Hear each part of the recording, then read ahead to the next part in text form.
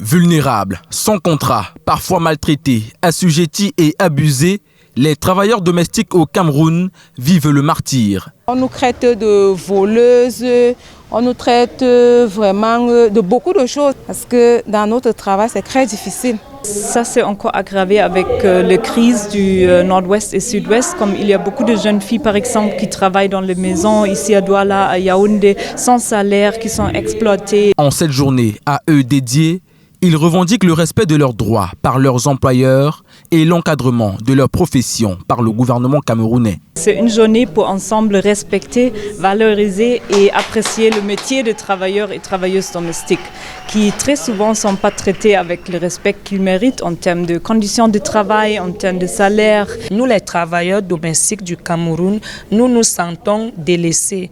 Aujourd'hui, nous continuons à fonctionner avec le décret qui date de depuis 1968, qui est très dépassé.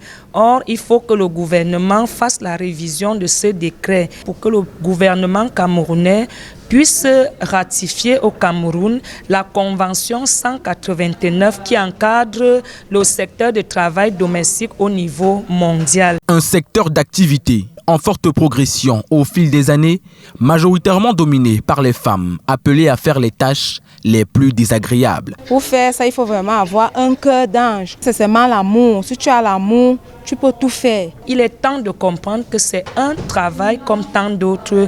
Nous devons le faire avec beaucoup de professionnalisme et avec beaucoup d'amour. Réunis au sein d'une association, ces employés de maison se sont retrouvés ce 16 juin pour réfléchir sur l'établissement d'un plan de carrière dans ce secteur d'activité qui emploie au moins 67 millions de personnes dans le monde selon l'Organisation internationale du travail.